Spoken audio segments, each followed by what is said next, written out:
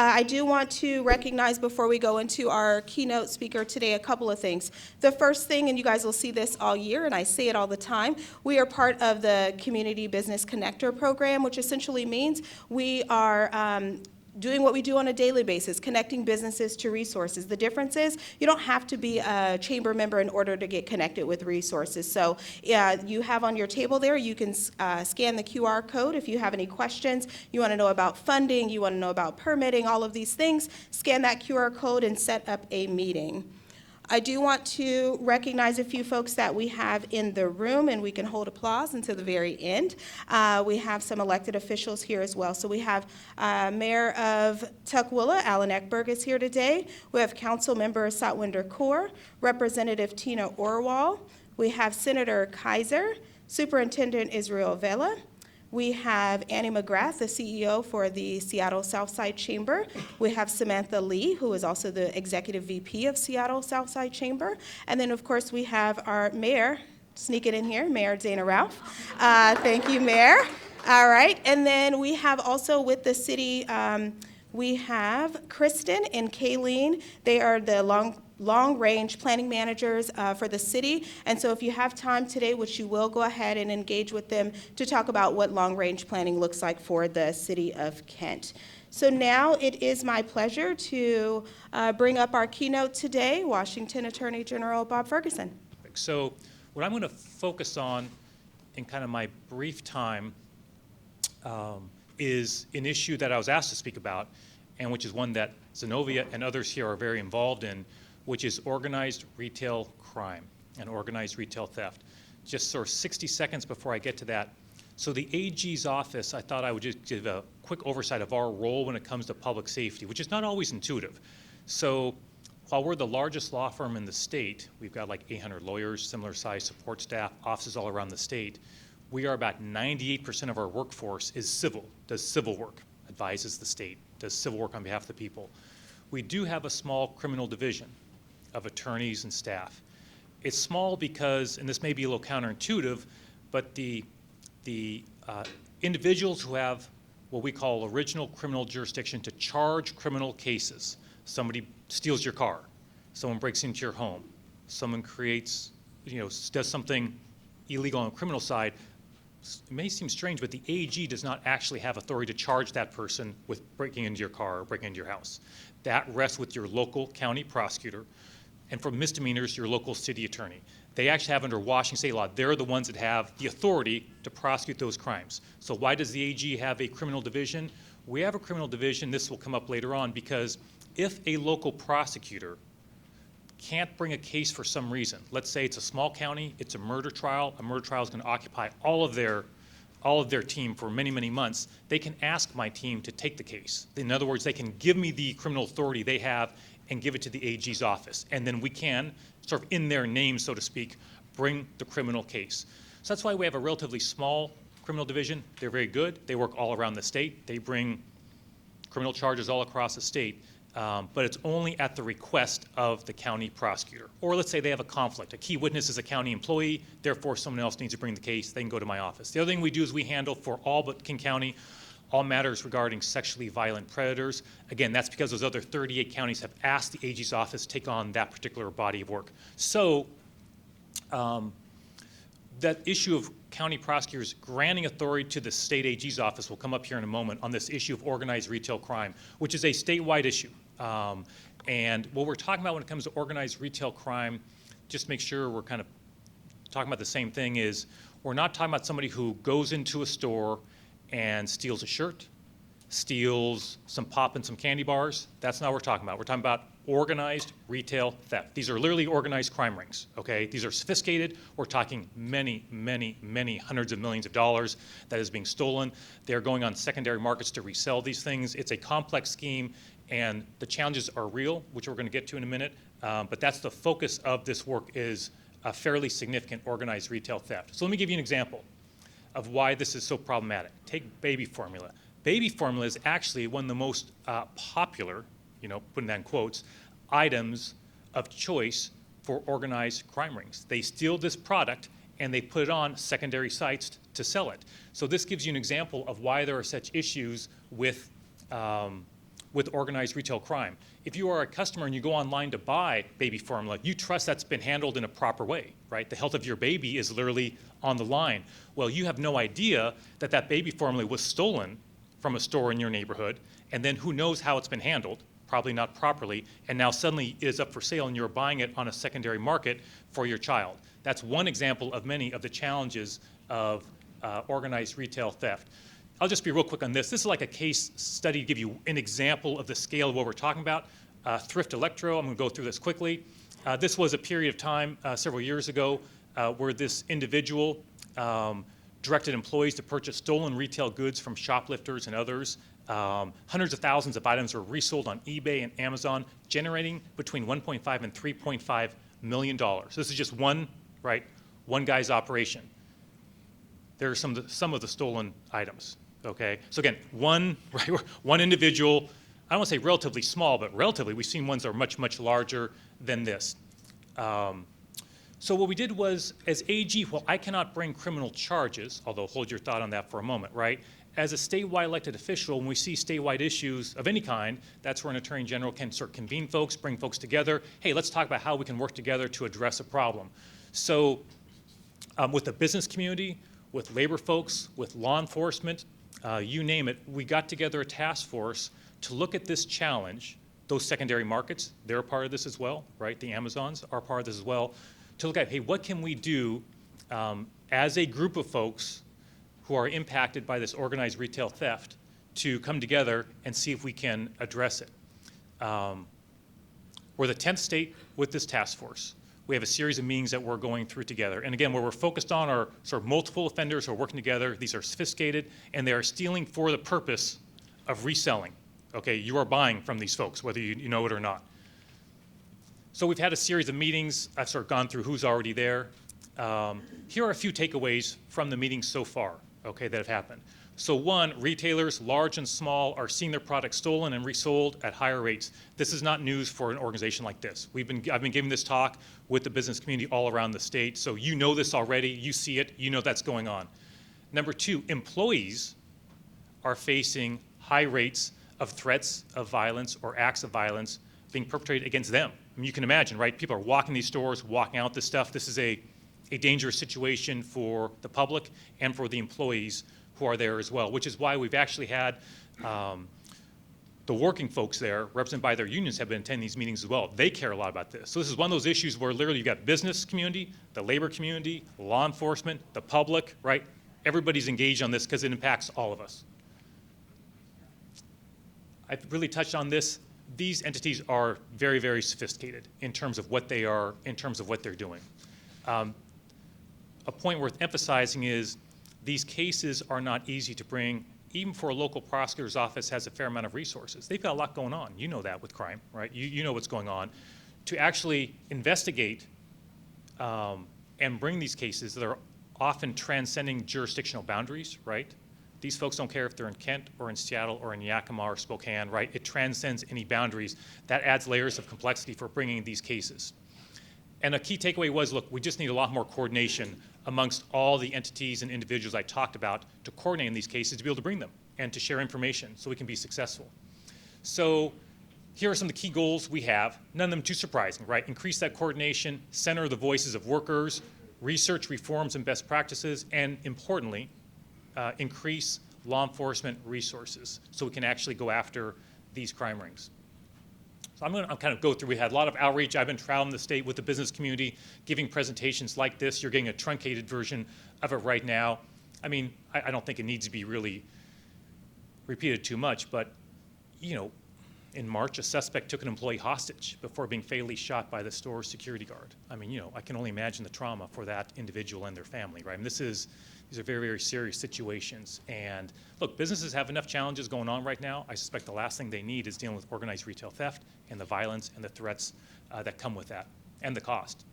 So there are a series of reforms and best practices going on. One thing I'm going to kind of move ahead. So we're working with the online marketplace to improve what they do to make it more difficult for these entities and individuals to resell their products on the secondary marketplace. So having that buy-in and cooperation will be key, right? We can bring cases, but we need to make it more difficult for these folks to be able to sell their products, their stolen products, in the marketplace.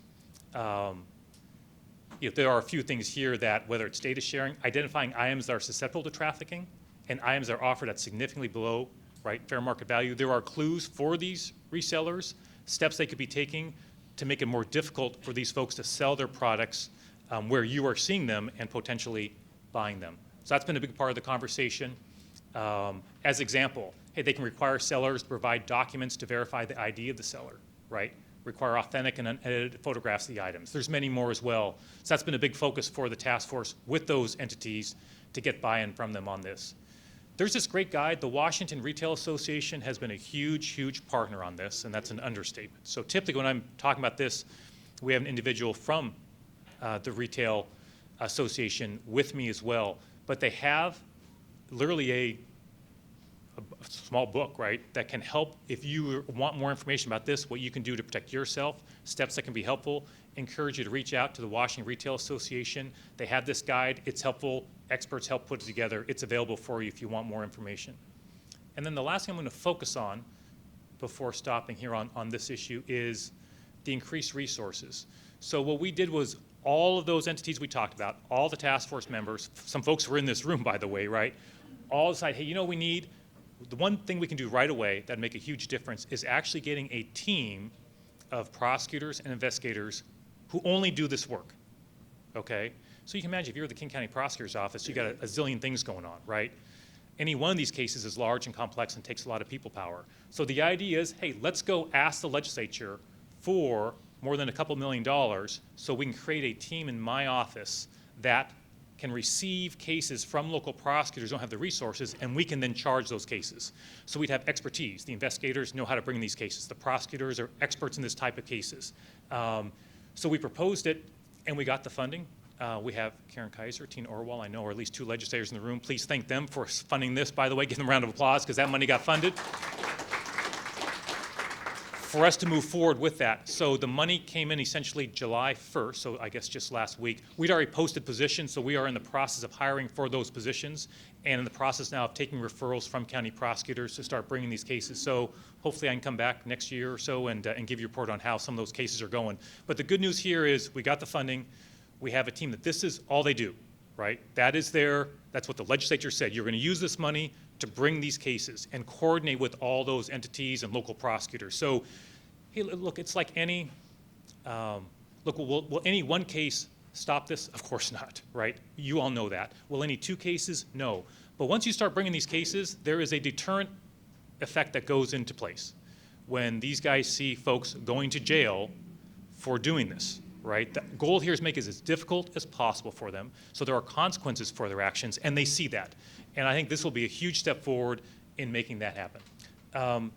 Just the last thing I'll mention before turning to your questions is, and I'm going to touch on this for 60 seconds, but happy to take questions on it, is in the general role of sort of public safety and the challenges we're seeing, a big one are issues related to chemical dependency, fentanyl. We see that, when I travel the state. That's not just a downtown Seattle thing, as you can all appreciate. That's all around the state. So in my office, one thing we've done is we brought a series of lawsuits against some of the largest corporations in the world for, in our view, fueling the opioid epidemic. These are like Purdue Pharmaceutical, the Sackler family, entities you've read about, huge corporations, who, for example, they downplayed how addictive their products are, okay, in marketing, downplayed that, and the cost was what you all know, right? We have a true epidemic on our hands in Washington State and across the country. So far in those cases, my office has recovered more than $1 billion from those cases. So that's a lot of resources by any measure.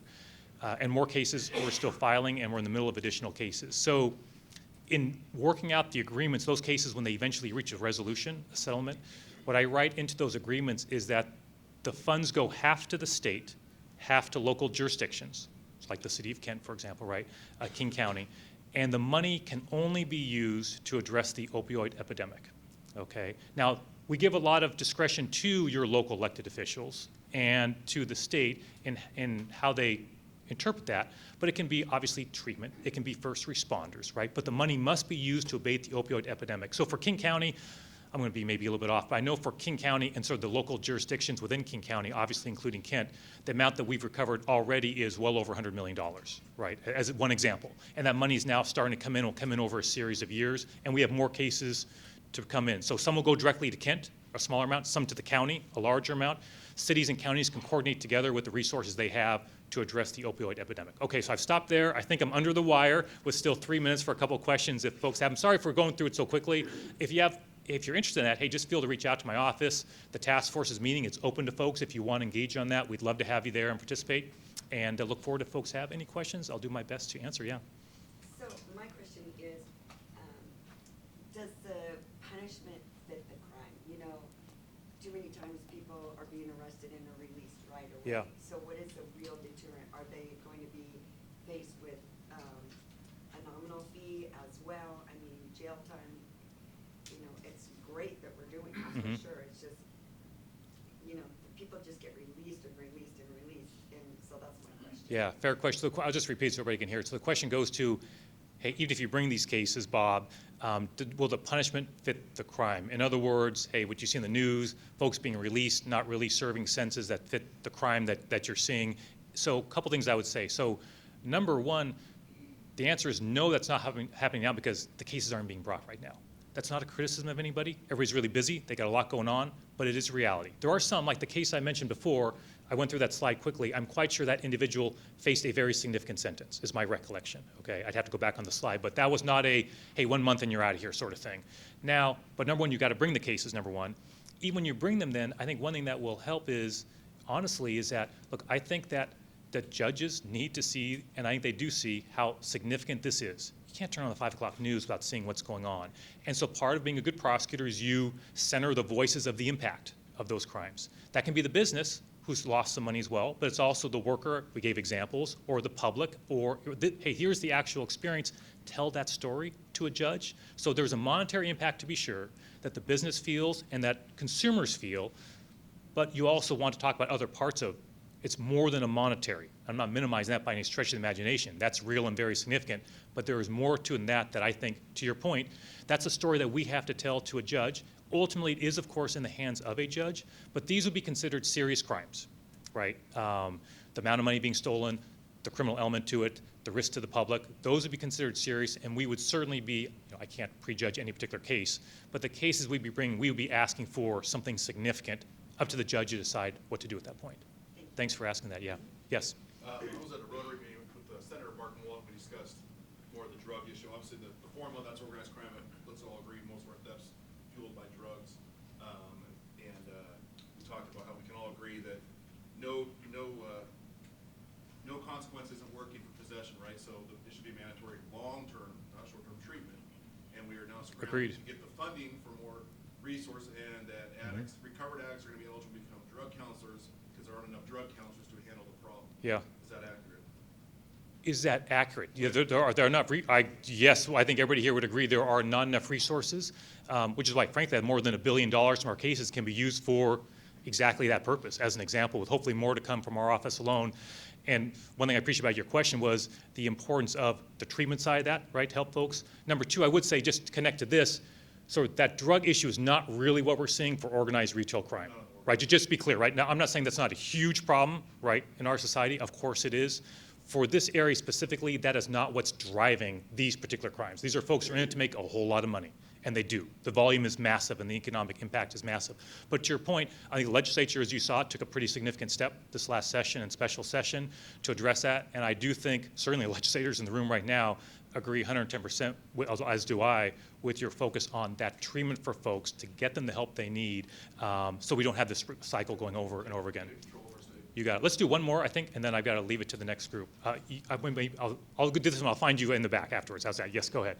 Are the products that are being resold acquired through a network of individual shoplifters or from like warehouse thefts on a bigger scale? Great question. I probably blew past that a little too quickly. So the question is, are the items being stolen by individuals in stores or like through warehouses, right? What we see primarily on these cases is these organized crime rings will actually utilize folks who are struggling with some addiction issues. So I shouldn't have been so absolute in trying to draw a line there, to be clear, right? But it'll utilize folks who are often struggling, or folks who are not. I mean, just folks that they hire to do this, who go into the stores, who go into your retail stores, and you see it on the news. They walk in and just walk out with stuff, right? They're just walking out, but massive amounts. I mean, you see those videos. So that is what, I'm not saying there aren't other parts of it, but we see primarily is what you see, which is folks walking into these retail stores and just walking out with massive amounts of merchandise and utilizing, right? So it's organized. It's a crime ring. There are multiple people involved. So the guys at the top are not the folks walking into the retail store, to be very clear, right? That's not what's going on. Those folks are getting a small payoff, but it's all flowing up. And that's what makes it, that's why it's not just going after the folks doing the stealing, right? That's what makes these cases challenging, right? You have a crime ring. There's multiple layers to it, and you've got to work your way up so you're getting to the head of that organization if you're going to stop it from that organized crime ring going forward. Sorry, I've got to stop there. I'll find you in the back for whatever question you've got. How's that? I promise I'd be under 15 minutes. I think I came close. Thanks so much. I just will say, feel free to reach out to our office if you've got any questions about any of this. The task force information's on our website. Be happy to have you join in on that, and just really appreciate the time to talk about these issues. Thanks so much, everybody. Have a great day. Awesome. Well, thank you so much for being here. Thank you so much again to Bob. We're going to transition over to our panel. And so when we're talking about safety, we're talking about safety on all aspects, right? So we talked a little bit about retail theft. We're now going to have our panel come up, and we have Chief Padilla coming up as well. We have Chief Carson and Raj Sadhu. All right, well, I'll just start by introducing myself and my organization. My name is Brian Carson, and I'm the fire chief, the new fire chief at Puget Sound Fire, just really since February of this year. But I have 31 years of fire service experience, all of it here in South King County. Started in the city of SeaTac and then in Puget Sound. Puget Sound, of course, several mergers later, we started as the City of Kent Fire Department, joined with the City of Covington via Fire District 37. Subsequently, SeaTac came in by contract, Maple Valley came in by contract. Most recently, the City of Tukwila has come in by contract. So we are 5 cities and 2 fire districts, right around 450 employees, deploying out of 17 fire stations. A lot of programs that I'm excited to talk about. We'll certainly get to our CARES program. That is our first effort to be proactive in a way that we haven't been previously. We've always been proactive in preventing fires in the fire prevention world. We haven't been proactive anywhere else in the fire realm, right? Police are way ahead of us on that. So CARES is a neat piece of that, and now we're partnering with the City of Kent and City of Kent Police. I'm sure we'll talk about that in a way that we hadn't previously. The RFA is a little different than a traditional fire department, not just the structure that I talked about, but also we want to be a partner in the wellness of the community. So that means the traditional roles and responsibilities of a fire department are just part of what we do. And the pandemic was a great example. We stood up a regional testing site. We stood up a regional vaccination site. We have mobile vaccine units for folks who couldn't get to our sites. So we really want to be at the forefront of the health of our communities, not just in the traditional ways and certainly not just in the emergency setting. And it's fun for me to watch that evolution. It's not the fire service that I started in, but it's very gratifying to not simply be reactive. That's Puget Sound Fire. I'm going to go ahead and pass the mic. I'm sure there'll be many more conversations and questions. Thank you, Chief. Good afternoon, everybody. For those I haven't had a chance to meet in person, I'm Rafael Padilla. I'm your police chief. I go by RAF for short. If you're wondering what that is, it's, RAF, R-A-F. I've spoken here every year, so I did prepare an in-depth presentation because I want to hear questions from you. I think suffice it to say there's a lot going on.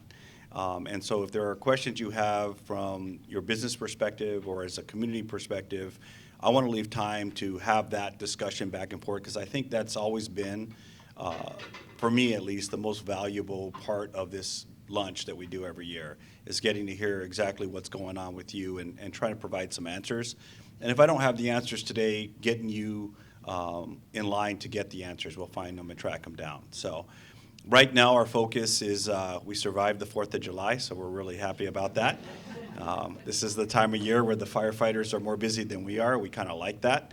But that said, we were busy. Yes, there were lots of fireworks violations going on through the city. But fortunately, no major fires.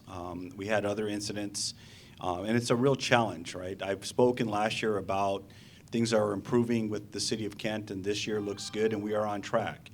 We've stabilized our staffing, which was a big part of what we discussed last year. But stabilized means we have the officers for the positions allotted. It does not mean we have adequate resources to do the job. Okay? So yesterday was a huge draw on resources. We held it together as best we can. If you got kept up till 1 o'clock in the morning with loud firecrackers or later, I was there with you as well. And but for the most part, I think our officers did a really good job. It was super hot yesterday. And as you heard at the end, we did have tragedy occur, and our officers responded and tried to save lives there. And so looking forward to your questions. Have lots to talk about. Thank you. My name is Raj Sidhu. I'm the founder and CEO of Intech Consulting. We are based out of Kent. We started the company about 10 years ago. We focus on cybersecurity and compliance for businesses. So, you know, if you hear about crime uptick throughout the country, there's. Do you want to answer that, John? There's also, you know, cybercrime has had the similar uptick. Depending on what report you read, most reports indicate that there's about a 1,200% increase in year over year in crime, cybercrime. So the only other uptick in my life like that has been my Tesla stock. So you know, it's literally gone from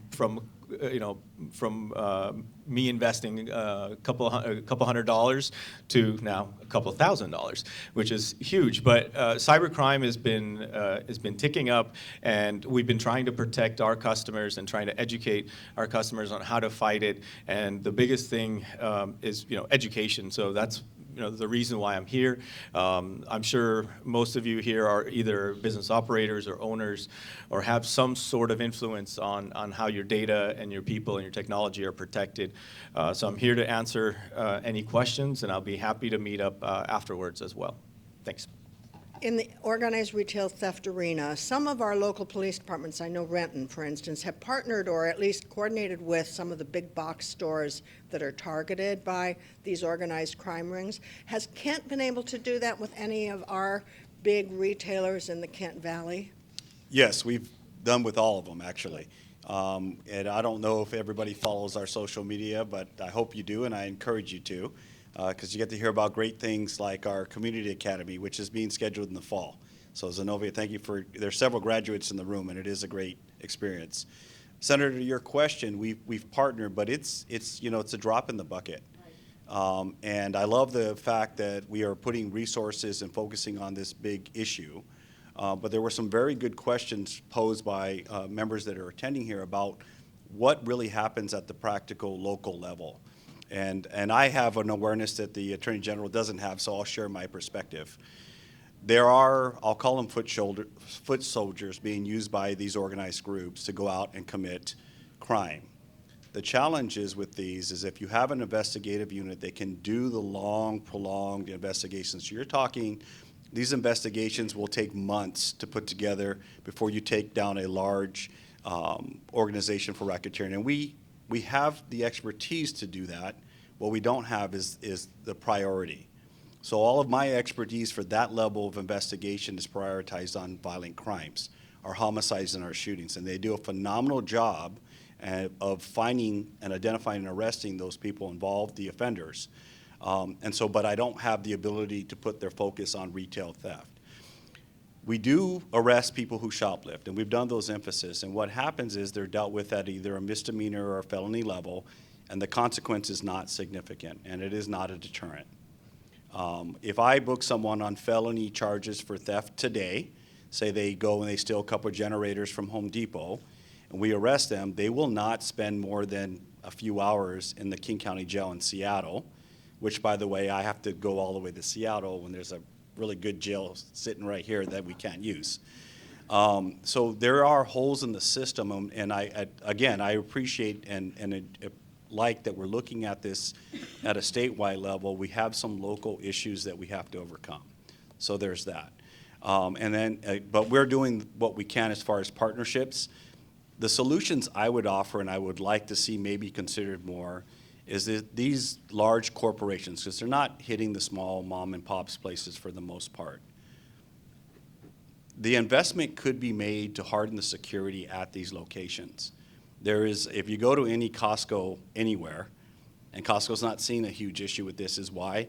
Is they put personnel at the entrances, and you can't come or go from those places without someone there to confront you if necessary.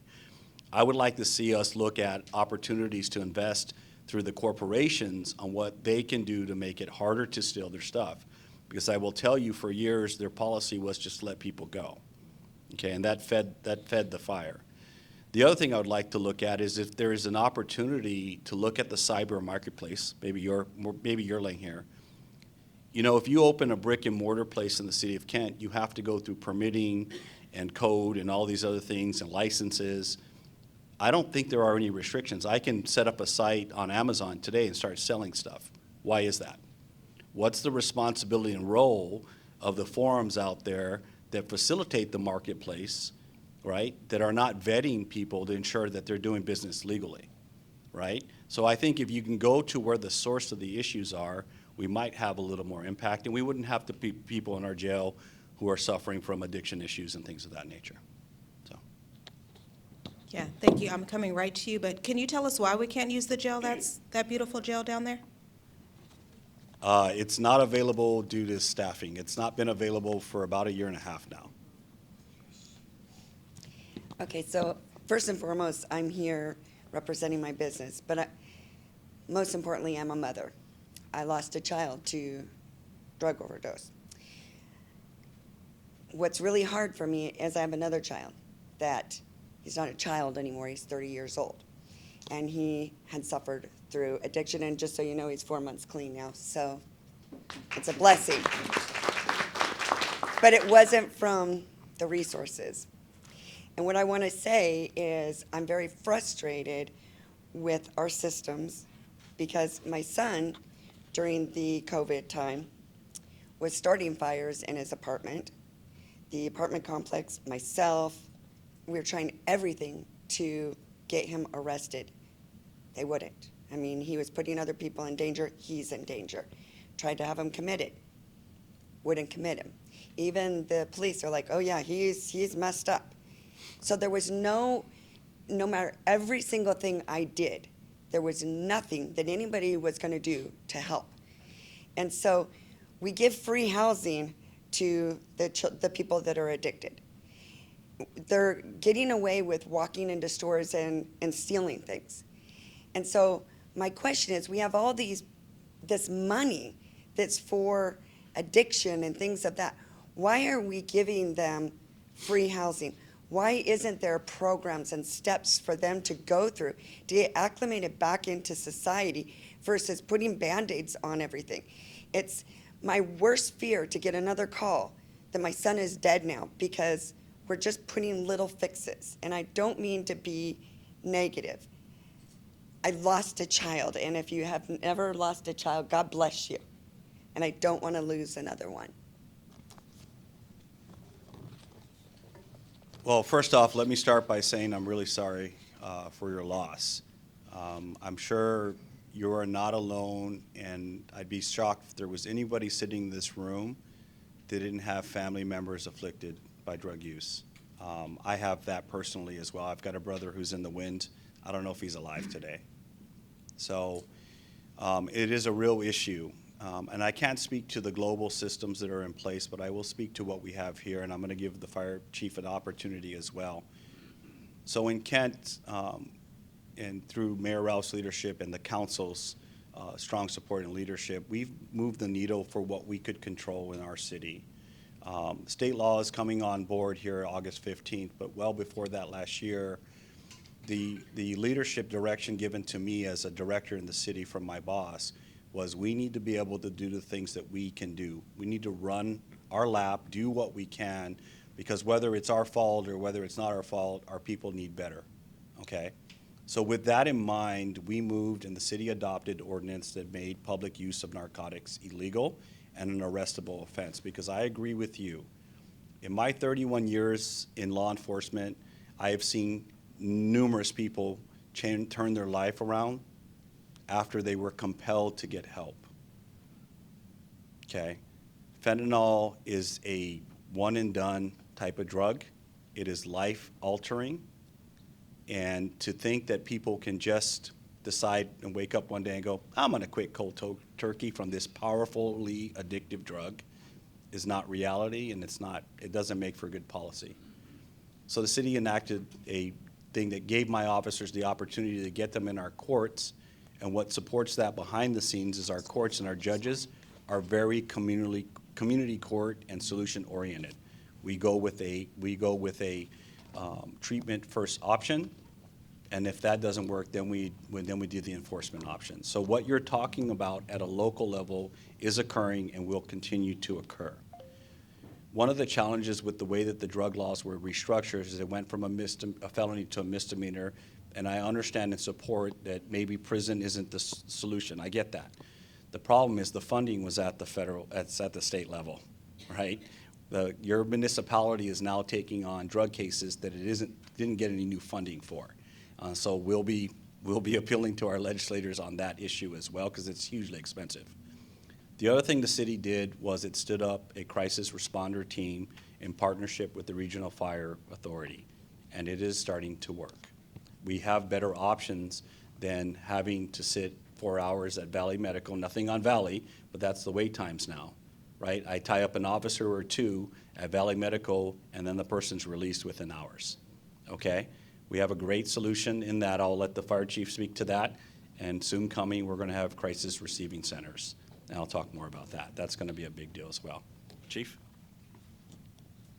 Yeah, I too extend my sympathy for your loss. The fentanyl crisis is unlike anything that I have seen in my time in the fire service, and it doesn't discriminate. A lot of folks who get addicted to fentanyl do so simply because they are taking pain medications for routine injuries, such as any of us in the room might someday experience. And so it's hard to see the effect and the toll that it takes on our communities. And I pulled data for Maple Valley for an event we did out there. Of our 5 cities, it is probably the sleepiest, if you will. It's our quietest call volume city, probably the most affluent community within our service area. We were running an average of 1 opioid overdose every 11 days in that community, and that's year to date. I would also add that Narcan, the medicine that we use to reverse an opioid overdose, at one time we just had our Medic 1 paramedic units, right? Because that's all we needed it on. Now it's on every fire unit. I believe it's in every police car, Chief. And for the most part, communities and family members who have an addiction within their family also have Narcan. So the stats I cited are only the calls that we went on. A number of opioid overdoses that we attend have already used Narcan multiple times before our arrival, and it becomes ineffective, and then 911 is called. So I'm telling you what you already know. This is a problem that is much bigger than the city of Kent or our community or the state of Washington. With that said, and to the chief's point, and through Mayor Ralph's leadership, we are trying to take care of the members of the community in a way that we haven't before, and that means for us and for Kent PD, the CARES team responds with a different set of tools than a police officer or a firefighter. In the CARES unit, there are 3 of them now staffed within the Fire Authority's boundaries, has a nurse and a social worker on it. And there's 2 things that are magical about that. One is the skill set that they bring. The second is the blessing they have to spend as much time with their patient, we'll call it a patient, it isn't always, as necessary. So while a fire unit is trained, and Chief Raff's officers are as well, to get in and get out, mitigate the problem and become available for the next problem, we tell our CARES team just the exact opposite. You find the root problem and do what you can to address it. So that started as slips and falls, and we would go see elderly folks and we would help get a bath mat installed and a railing on their stairs.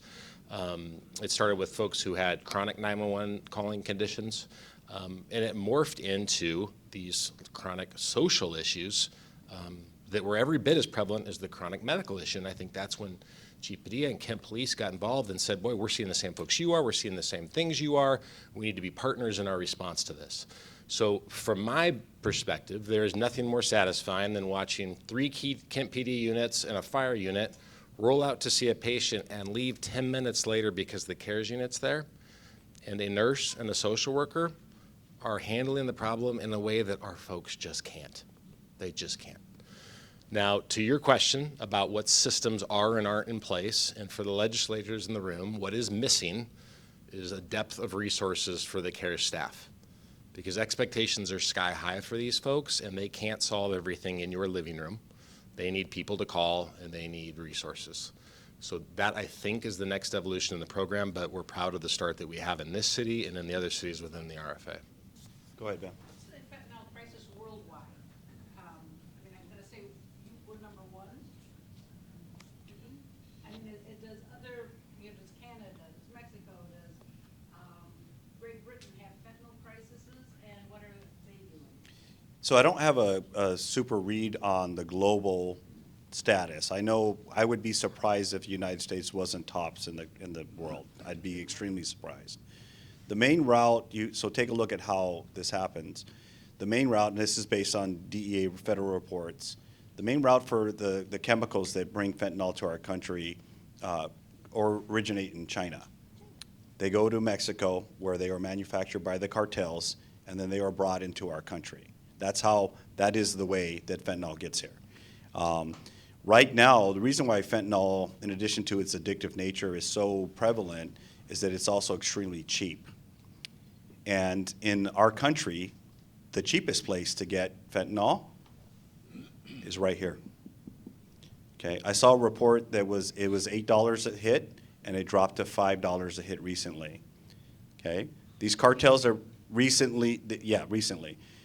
Why is that? Well, it's like your business. It's about supply and demand. Okay, there's lots of supply and very low risk in our state that is curtailing it, and that's the issue. Right? It's easy to do business in our state, and they know that, and so it's coming here more so than anywhere else. The only place you can get fentanyl cheaper is in Mexico, and that's a fact. So that's the issue where we rank. Nationally, I can tell you we were number 2 last year for overdose deaths in the country, and we are going to be number 1 this coming year. The trend is that we are 2 people unfortunately lose their lives through addiction from fentanyl every year, I was going to say every month in King County. I think it's every day in King County. Sorry, don't mean to get emotional on you. So it's a real deal, and I just think there's a lot more that we could be doing. Again, we'll go back to, we want to lead with compassion. We want to get people in treatment, but if we do not secure a way to compel that treatment, it's not going to work. And so that's where we're at. Chief, I heard a voice. back here. I wanted to come back to felony retail theft for just a moment. As best as you're able, you're talking about making arrests. I wanted to follow up on that line for just a second. As best as you're able to remember, when was the last time that one of your officers was called to appear in court by the King County prosecutor to prosecute a retail felony theft case? That is a question I don't feel completely comfortable answering, because our officers get subpoenaed outside of my purview. So I want to be super careful. The first answer, the correct answer is I don't truly know. I will say, going off my own experience, in all the years that I was on patrol, I think I got subpoenaed twice. And I'm not even sure I'm pretty sure they weren't shoplifting cases. So it doesn't happen very often, is the answer, I would say. Yes, ma'am. Do you still have the first offenders for juveniles board still in place or in place like King County? I know our King County Prosecutor's Office, in conjunction with the courts in King County Juvenile Detention, are running a diversion deferral program, and that is occurring. I don't know if anyone here from those programs wants to speak to it, but yes, there is a program going for deferring almost every type of case, except for the most extreme egregious cases for juveniles. Because I feel that if you catch them early and see what they're doing and then get them assistance, you know, I was on that board for Seattle area and trained by King County Court. And so, yeah, if you can catch them early and then get them, because we had counseling with their families as well as just them, for whatever crime they did. And so if they had admitted to the crime, that they could possibly get some real assistance, like ropes or those kind of things, but even more in depth now, to find out if they're on drugs or something early and catch them and be able to refer them somewhere. Right. The problem with that, and I'm sorry to say, but my daughter was on diversion 4 times, and every single time she didn't comply, and I would go back to the courts, they closed the case. So that's what Yeah. I'm talking about when I'm talking about other avenues a parent can take to hold their children accountable and get them the help they need. And I would agree for the most part with your sentiment there. Diversions only work if there's the accountability piece to it, right? So as long as if we're not holding the accountability piece for the violations, even if they're youths, there's no reason to change the behavior. There's no consequence, right? And so I think most people would agree with that. This is for Chief Padilla. You may want to huddle with the mayor before you answer this question. How many police officers do you have now for the city of Kent? And what would an ideal number be so that you guys could handle things comfortably? No huddle necessary, we're on the same page. I was just gonna say that. What was your name, sir? Sorry, I know. Dan, thank you for the question. And yes, I don't have to huddle, and I don't have to watch my back, because the mayor, and I believe the council is in the same position we are. The effort, the support isn't about should we. The support is how can we? Where's the money coming from? And so I have 166 sworn officers now, at a minimum, and I asked for this in 2018. You can go check the record. At a minimum, I need 195, and we probably should be about 205, 210 officers. If you look at any of our comparable cities, like size, like everything, in this region, most of them far exceed us in numbers, okay? At the same time, my officers handle, on average, double the emergency calls, 911, than other departments. We are busy. The challenge is not just for Kent, but it's also for the entire state. Right now, we continue, and it's probably, the number I saw was it's at least a decade straight. Washington ranks at the bottom of police officer staffing in the country. We have less officers here per resident than anywhere else in the country, including Washington, D.C. Okay? Which is why last year, Mayor Ralph and I were really strong in testifying for dedicated funding for law enforcement. We think it's time. There's a lot of dedicated funding for really important entities in our state and schools and works. The question that I have is, we keep leaving it to municipalities to try and figure it out.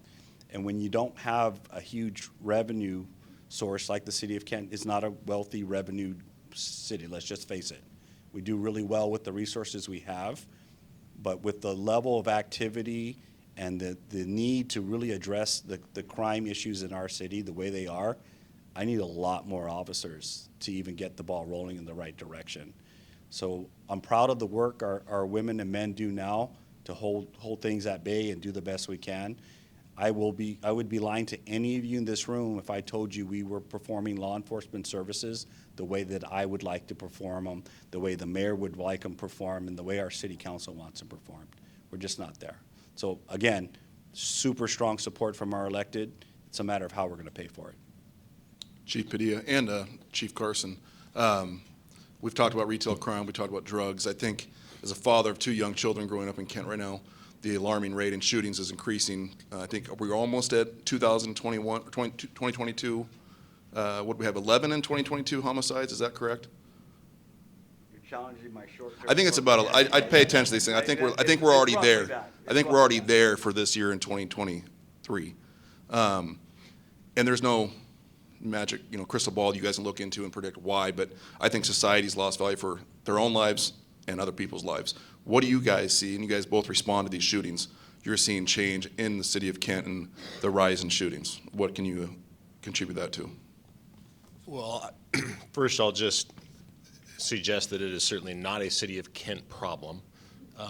The fire authority responds to a good chunk of South King County. It is very much a South King County problem, even in comparison to the city of Seattle. By population, this area sees violent crime at a rate greater than elsewhere in the state. We just do. What I attribute that to, I don't know, and I would offer Chief Padilla a chance to speak to it.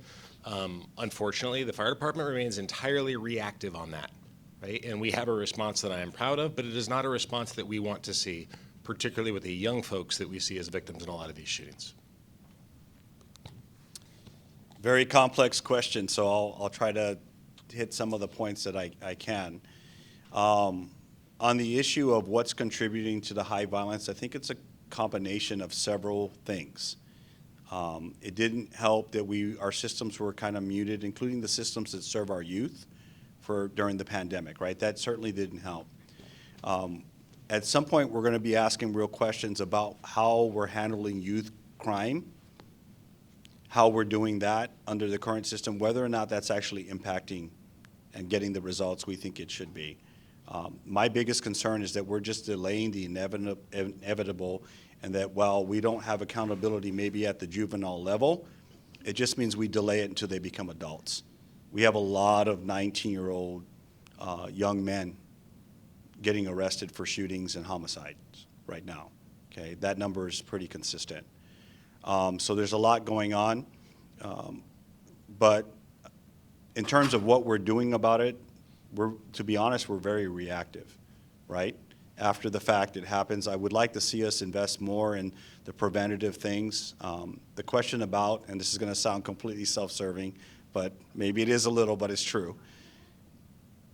When we're in a deficit in terms of staffing and law enforcement, then we are driven by 911 calls and then incidents that occur. We're completely reactive. When I have the additional officers out there, then I can put people out to just do preventative community-based patrols. They're not running lights and siren everywhere. They're dedicated to this shopping complex in the downtown core. They're on bicycles in our parks, okay? They're in neighborhoods assigned to just go and sit and drive a neighborhood. And I don't have that capacity very much. On the 4th of July has been our tradition for a long time. Mayor Ralph and I went out to try and impact fireworks complaints. And we went to all of our parks and we talked to people. And because I know I don't have very many officers doing that. In fact, they were tied up on a shooting while we were doing most of that. So that's one of the big things I would like to see us focus on, is getting back to the preventative type of, I don't ever believe it's been a bad thing to see a police officer every now and then, particularly on a Friday night. I think it was a good thing then. I think it could be a good thing tomorrow. That female victim survived that shooting. She is alive, but it does not look well. Thank you, John. Oh, John, I'm coming right to you. Go ahead. Yeah, I'm coming right to John. I did want to ask a question. So I get this a lot, not from folks in the room, but I think it'd be important. This is for you, Raj. When we're talking about small businesses and protecting their data, I get a lot of businesses that say, well, I'm only one person, I'm only two people. So I'm going to ask you, why would someone want to attack a 1 or 2 person company? Why is that important? Well, it's all opportunity. So if you look at any business owner out there, you have personal data, so whether it belongs to your employees or it belongs to your customers. You have personally identifiable information. It could be name, date of birth, social security number, driver's license, credit card, ACH, bank information, any of that. So all those things are being sold on the dark web. So basically, what used to happen is if you wanted to get a driver's license that said you were 21, you would, and Chief, I have no idea, but I've heard about this, that you would go to some alley and you would meet somebody and then you would get whatever you needed. Well, now that's turned into the dark web, which basically means you could purchase anything from behind a laptop or a desktop. So it's all opportunity. I meet a lot of business owners and operators that say, you know, I'm a bookkeeper, I'm a two-person attorney, I'm an insurance agent, I have, you know, there's really not much I need to protect. Well, you're exactly the people that they're looking for, because bigger organizations like Boeing, Microsoft, they have a lot of money to protect their systems. They have teams of people. They know that you most likely don't. And not only that, they also know that your password is probably password, and you're not using a lot of, you know, complex technology. So it is your duty as a business owner and operator to make sure that your technologies and your data are protected. I'm actually working with a couple of people in the state legislatures to enact laws that would basically make companies like us regulated. So anybody that's handling your data, we want us, you know, to be following certain standards, because we're also a target. So, you know, my company does a lot of work for a lot of organizations, and all they would have to do is just infiltrate us, and then they could have access to everything that you have on your system. So, you know, you need to make sure, whether you're a one-person shop or you know, 500-person shop, that you are looking at the integrity of your data and you're protecting your systems. So you're not off the hook. Thank you for all you. Thanks for everybody being here. Raj, I'm actually a client of Raj, so I get emails from his staff all the time. Hey, somebody's getting you the black web again. Okay. What do we do? From John too? Yes, we do. What do we do about, because a lot of us are going to remote employees anywhere in this country now to hire people to work and do various things. What do we need to do to protect ourselves that way, to protect our data? Because if I've got a person working for me in North Carolina, how do I know they've got everything in place, or what do I do?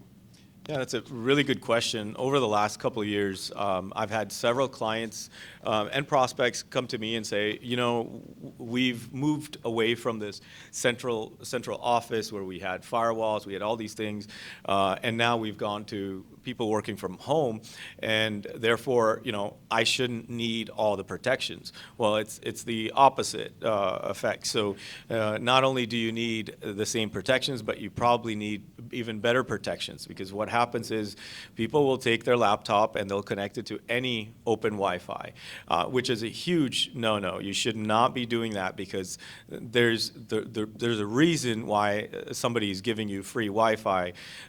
One, if it's your retail location, you know, you want to provide that as a benefit to your customers. Or in other cases, I just see open Wi-Fi, you know, somebody sitting there in their van, and what they're basically doing is they're taking your data, and as you're processing, you're putting your username and password, it's going to that van, and that van is taking everything and decrypting everything, and then sending your data off to the legitimate site, so you never know what's going on. So there are tools that we implement for our clients, you know, beyond just the antivirus, the basic protections that need to be on your systems, that protect you from all of that. So yeah, working from home has introduced so much more complexity into our daily world than, you know, somebody going into an office using company-provided equipment, which we control. We know what's on those machines and all that. So I would say that, you know, that you need to actually shore up your systems better now that you're in a more distributed workforce than before. Raj? I want to ask a follow-up question. Yours is not an area that I know a lot about, and so I'm not sure what the question ought to be. So the question that I do have is this. If I was wise enough or experienced enough to know what to ask you in order to get insights that would be helpful, What's the question I should be asking you? What would be your answer? I've been doing this, I'm a cybersecurity professional for about 21 years, and it's pretty amazing how lazy we are as human beings in protecting our data. The number one thing I have to tell you is whatever password you are using, please don't use it again, ever. Because most likely your passwords are out there, and if you want to do a test, meet with me afterwards. I'll get your card. I'll have our guys run a scan, and I'll give you all of your passwords that you've used in the past. So what happens is, for example, I'm going to use a big compromise. LinkedIn in 2016 was compromised.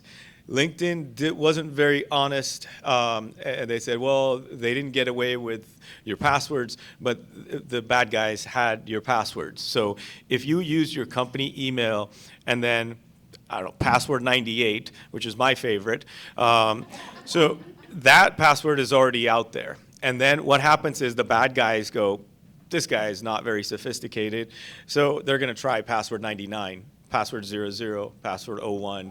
We are all guilty of doing this. I see your passwords all the time, so I can tell you that it's not a 1 or 2 person thing.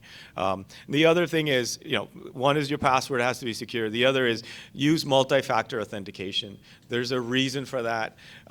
In the 5 years that we've been pushing multi-factor authentication, there's been only one case where the bad guys spoofed the person's cell phone so they could get a text message. Now that's pretty high end, but most 99.999% of the time, if you have a strong password and you use a multi-factor authentication of some sort, you're going to be protected from most of those cases. You have me thinking about so many things. So I happen to work in real estate, and so we worry about wire fraud all the time because, as you've mentioned, most real estate agents, like I've had a more secure system than most people because I came from the tech industry 20 years ago. But I do know that most of the people I work with still are using Yahoo, AOL, Gmail, those types of accounts. And don't have them secure. So I know within my industry, like at my office, not one of my clients, thankfully, but someone had $250,000 of a down payment stolen because an individual didn't have a secure email, and they figured out a transaction was going on, sent another notice saying, oh, here's the new wire transfer information, that type of thing.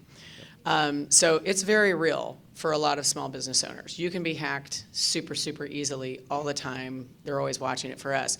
My question, though, to kind of add on to the one about work from home can be anywhere, I'm curious because I have staff, or I shouldn't say staff, I have outsourced team members that are doing certain things for me. One is in a different state. I also have virtual assistants in the Philippines. Now, I do know for myself that I have business insurance that covers for, different kinds of online, hacks and things like that. The business that I chose to choose on the virtual assistant, they have policies also, so in case something happens and we get done. But you mentioned multi-factor authentication. And some of the things that these folks are doing for me are very simplistic and from the standpoint of they're handling my social media. So multi-factor authentication ends up being a big pain in the patootie because they're over in the Philippines doing something, and then I end up getting all the notifications, and that ends up becoming more of a hassle to me. And I'm curious, as a small business owner, how do I work around something like that safely? Because I know that there are large companies, like my niece works for Dell Technologies, and she runs their social media education for their partners. And I know huge companies have teams of people running their social media, so they must all be able to sign in using something. But like, what does someone in my size business, we're maybe doing $500,000 to $1 million revenue a year, what do I do to work around that and also be safe so that I don't have my information being stolen? So yeah, that's an interesting question because My solution immediately is, you should be using a password manager, and your password manager gives you a one-time token that normally would be texted to you. But you can set up profiles. There's technologies for that, so that's easy. But my problem is in recommending those technologies, because LastPass, if any of you use LastPass as your password manager, which I'm sure there's at least 10% here that do, they were breached 3 times last year. So, yeah. So, it is a cat and mouse game in my world, and, same thing in Chief Padilla's world. It's constantly trying to educate ourselves, make sure we're staying ahead. But use of password managers has become kind of a necessity now. I would not, at this point, try to remember any passwords. I would have an app on your phone that cycles through all of your passwords, that automatically changes your passwords. That way, if somebody does get into something, all of your passwords are different, and they're documented, and you don't have to actually remember them. And they're 15, 20 digits. So the age of passwords is going to be gone very, very soon. But with that, we're going to come up with, there's going to be more loopholes that come in, because we just don't have a secure enough technology, other than, like the Apple Face ID stuff. The biometrics works really, really well. So try to use as much technology as possible would be my answer. And then a small plug, consult with someone like me, so we can help. We can help you. So for the passwords, for those of us who probably need to call you but may not put soon enough, what would you recommend for the password saver program? The only one that has not been breached as much, which is, or as often, is Keeper. And they've disclosed that they've been breached, but they've said that the password vaults were never infiltrated. I don't believe them, but we'll take them for their word. There's several of these organizations that have come back. They've reported that X amount of data was compromised, and then they come back and they have to amend their statement, because there's shareholders involved and all kinds of things, and laws. But what they try to do, and I'm sure as business owners here, you try to mitigate your risk. You try to minimize the problems that are going to arise from those compromises. So they will give you as little details as possible initially, and then they start trickling in more. That's, in my opinion, that should be illegal, because most of these companies that we work with, their attorneys usually are involved, and it's always, okay, what's the least amount we can say? But there's I'm sure there's going to be regulations coming to fix some of that, because it is out of hand right now. You don't really need to disclose any compromises unless you're a publicly traded company. Or if you work with, if you're in the Boeing supply chain, or a defense supply chain. But even then, it's more on you to figure out if you should disclose that. So it's wild, wild west right now when it comes to technology and cybersecurity, which is why part of your process should be education. Hence the reason why I'm here. I don't charge anything. If you need to consult, I want to be a contributing member of this community. So if there's anything that we can do to help shore up your cybersecurity, we'd be happy to help. A question regarding cookies. Someone's always asking if you want to accept the cookies or what. So cookies, is that sending your information to Yes. retailers or something? Yeah. That's how they track you. That's how you. I was searching for. I'm going to Africa, searching for a specific type of sleeping bag, and all I see now is sleeping bags in everything that I'm touching. Even my Facebook has those ads. So they use cookies to keep track of what you're searching for, and that's how Meta, Facebook, Google, all these guys make money because they're collecting money behind the scenes when you click on something. Yeah, 100%. They actually drop something into your system to track that. It's called retargeting. Yeah. And for our clients, and John can attest to this, we provide something called zero trust, which means that we don't trust anything. So we have a system where we let it train for 30 days, 40 days, and we know what he clicks on and what kind of applications he uses. But if something came in, like something tried to change a file or put a cookie in your browser, it would reject that at that point. So we are always, for businesses, we're always going to say, everything is shut down or is closed versus everything is open, which is what majority of you have on your systems. So I'm a business that got hacked, and we dealt with a ransomware situation.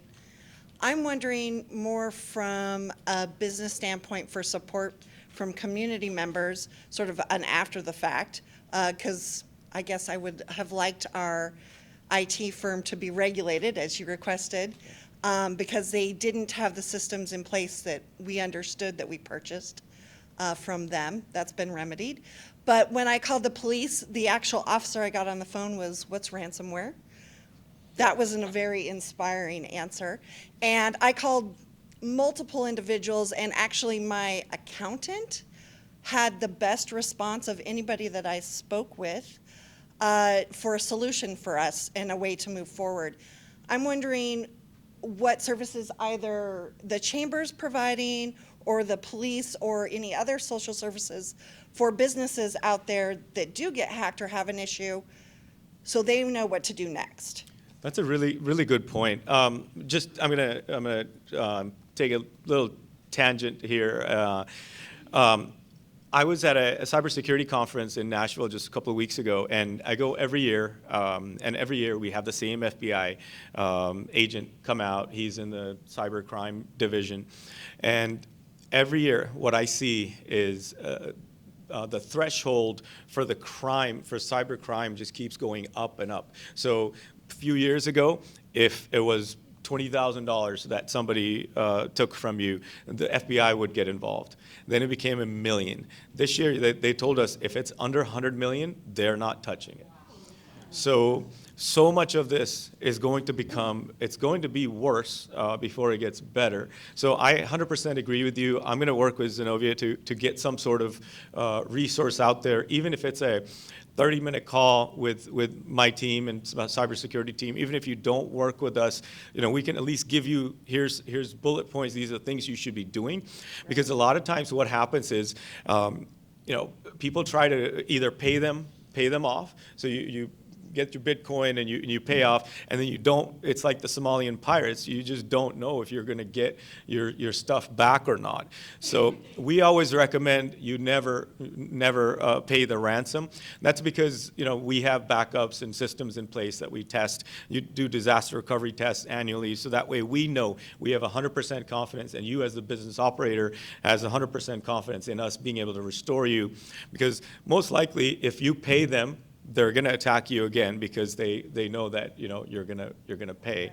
So I will. That's my commitment to this community. I will work with the chamber to put something together that will give you some resources, because I've been there trying to hold the business owner's hand, trying to assure them that everything that they worked for isn't gone, that this is why we have systems in place. This is why we treat our jobs with it's like a layer, it's like an onion for us. We don't just rely on one protection. We have multiple ways to protect our clients, so that way even if our protections fail, we will still be able to get you up and running.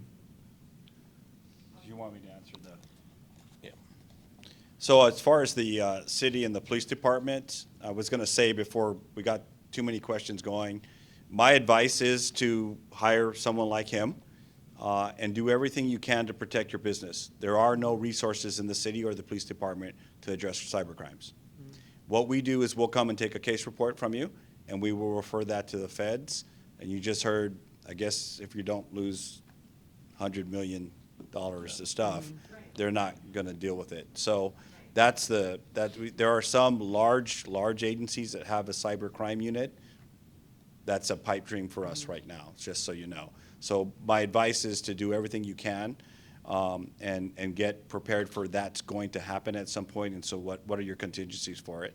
Well, that's kind of what I think the problem is I think in general, the community thinks, you know, we thought we were protected, we made the investment, we put an infrastructure in place, we didn't know how to test it, and we didn't have the education, we were sort of naive, thinking we were okay, and we're a tiny business, so why would people target us? And then if you have a problem and you call the IT firm that you think has your back and they don't have an answer, what do you do as a business owner at that point? And it's not something that I hear being discussed. And I think we all kind of live in this world, it's not gonna happen to us, right? And like you said, it's a pipe dream, but then when you do call, there's nobody to lead you through the path. There's no help that's offered. The chances are that 60-some% of you have already either been breached, compromised, or whether you know it or not, that's a different conversation. Most of the time when actually, let me tell you a quick story. I'm the founder of the company. We don't have any salespeople. We don't do any marketing. Everything has been word of mouth, referrals. We have about 26 engineers now, and so I do the sales. So when somebody refers us, I go meet up with them, and the owner of this company has about 50-some employees in Seattle. Same thing, said, we're closing down the office, we're going to work from home, so, I want you to give us the cheapest package that you have. And I go, oh, we only have one package. We don't give you silver, gold, whatever. And I felt that he didn't really value security, so I said, give me 3 of your key employees and let us put some tools on on their systems. And if there's nothing on there, if we don't catch anything, then great, I won't even bother you again, and I'll walk away. So we ended up putting something on his machine, the CFO's machine, and then one other person. And it took us less than 24 hours for us to go, hey, Mr. CEO, your computer is not behind any kind of protections. And it turns out that his son unplugged their wireless router behind the firewall and plugged it directly into the Comcast modem because it was too slow for his Xbox streaming. So, it took me 24 hours to close that deal because we were able to show that there's actually, malicious stuff happening. So, my goal is just to educate people, is to make sure that you understand what's happening. The cost of recovery and the cost to your credibility, your reputation, is way higher than to pay for the proactive services. And same thing with the police. I mean, I see it. If there are more cops around that act as a deterrent, crime's naturally going to go down. So it's the same process for us. If we're proactive and managing your systems and putting layers of security protections, most likely, even if you do get breached, it's not going to be as severe. I just want to say one thing. We have Raj as our IT. I did not plant anyone here. Thank you, Cinda. I just really like the cybersecurity monthly training that you do for us, because everybody can learn from that. And I know we're enforcing it, that the users, people that work in our office, have to take those. Yeah, there's, we do really good points, and we do proactive training, monthly training. It takes 2.5 to 5 minutes for you to do the training, and then it certifies you. There's 6 questions, true or false, whether you understand the topic or not. And then also we do our simulated phishing. So instead of you getting a phish is a fake email, a spoofed email that looks legit. We will send you those on our behalf. have. And then we rate your users, we rate your employees from, super risky to, just, I don't know if, I'm in the yellow category. So at that point, then, if we have somebody that is constantly clicking on things, but we are getting their data and we're finding out that they're not being a good computer user, then at that point we can apply specific restrictions on them that make it so that they're not going to expose your organization or your data to the hackers. So I was going to bring up another thing, because one of the things as a multiple business owner, I get a lot of, because we're talking about cybersecurity where somebody hacks into your actual system, but the other thing that goes with cybercrime is identity theft, and that's one of the reasons why they're getting into your systems. Is your passwords are because you might have people's date of birth, their name, their address, all the things, so they can go and get credit cards and other things in their name. I get these all in the mail all the time. I'm sure many of you do as well. There is a website called optoutprescreen.com, if you're not familiar with it. Because so I happen to live in Renton. I'm a member here in Kent and also in Renton. I'm right kind of on the line. And my neighborhood just got targeted for, and this kind of goes to some of you guys' stuff, we just got targeted where almost all the mailboxes in our neighborhood got smashed and grabbed into. And all my neighbors kept asking me, like, well, why do they want our mail? And I went, well, because one, there's checks. There's a lot of elderly here, so there might be people who still receive checks. And they want your pre-screened credit card, forms, as well as anything that's identifying information about you. And the thing that was interesting, when I did talk to our postal service person, as they came by to talk to us about why we couldn't get our mail for a while till we fixed our boxes and all that kind of stuff, it turned also into this thing, because cybercrime might have to be a huge dollar amount, but what I also learned is that even though it's a federal offense to get into someone's mail, the police now don't go after, even though they'll see somebody break in, because those guys get released right away. And what I've learned is that the well, this is at least in Renton, this is what this postal service person told me, was they usually, like, if they do take them in, they get released right away. And so the postal service has stopped trying to do that themselves also. And so just as a point of reference, I don't know if you guys have seen that here, but I know City of Renton, that's what I'm hearing. Yeah, so I can't speak to Renton, although I kind of can. If your mailbox is broken into, one of my officers says we're not going to do anything because they won't take them to jail, I'd like a phone call, because that officer's going to be in trouble. No, we still do our job, and thank you for raising that point. So this has been a tough message to get across. There is some disenfranchisedness with the officers over the last couple of years. There's no doubt about that. But where we're trying to focus them is that what they do still matters, so do your part of it. The fact that they get released within a couple hours, we have to be at peace with that, because you need something done. And so that's where we're going. And I will speak for Renton. I work with their chief and all that. Sorry that happened to you, and if he was sitting here, I'm fairly certain Chief Schwartz would say the same exact thing. Schultz would say the same exact thing. And I've met him, so I was just surprised he was supposed to. Yeah. Like with any business, there's sometimes our employees aren't stellar all the time. And I know Zenovia learned why there's 9 cops at one scene, and sometimes that's needed. And she also learned that sometimes it's like youth soccer and they want to go everywhere together, and we have to break them up. So there's that. So, all right, good. Anything else? I love that we're talking cybersecurity. More questions, please.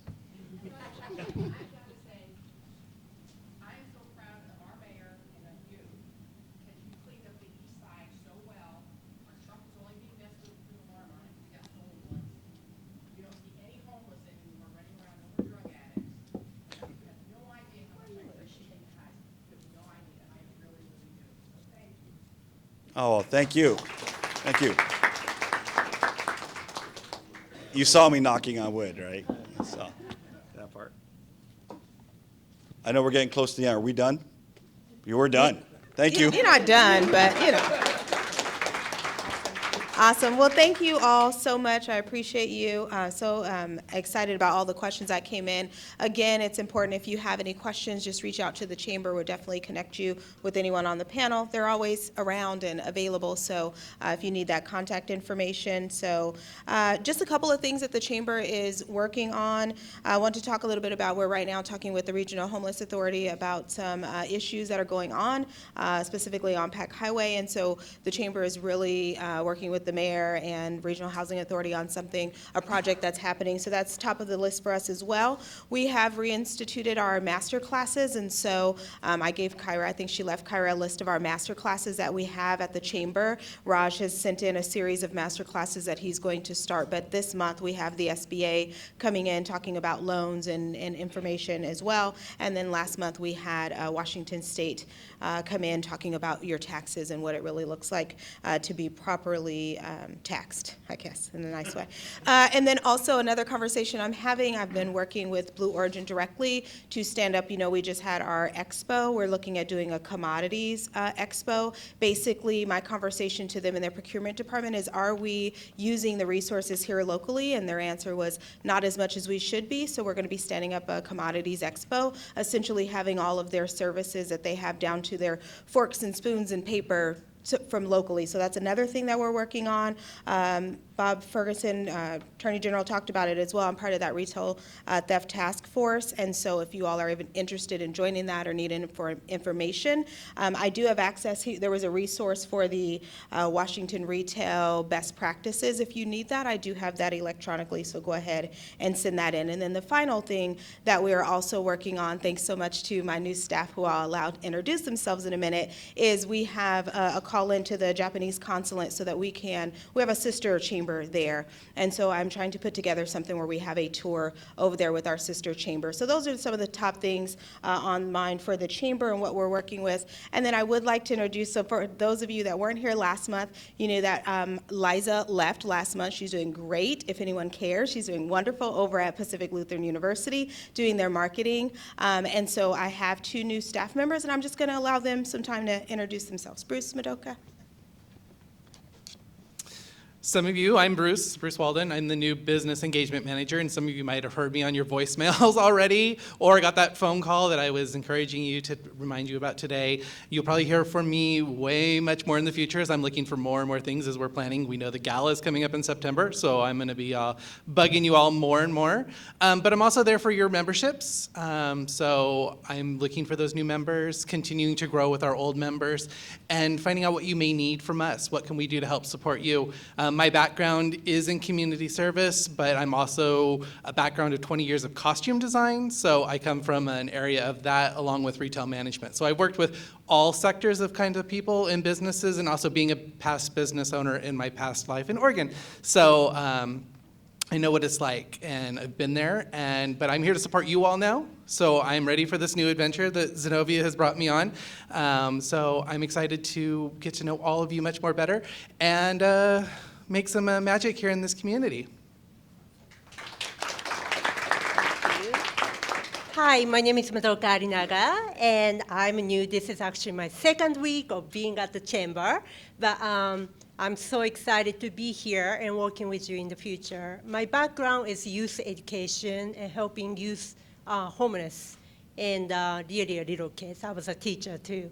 And so, yeah, I'm looking forward to working with her, developing like youth mentorship here. And anything I could do, I'll be so happy to be connected with you.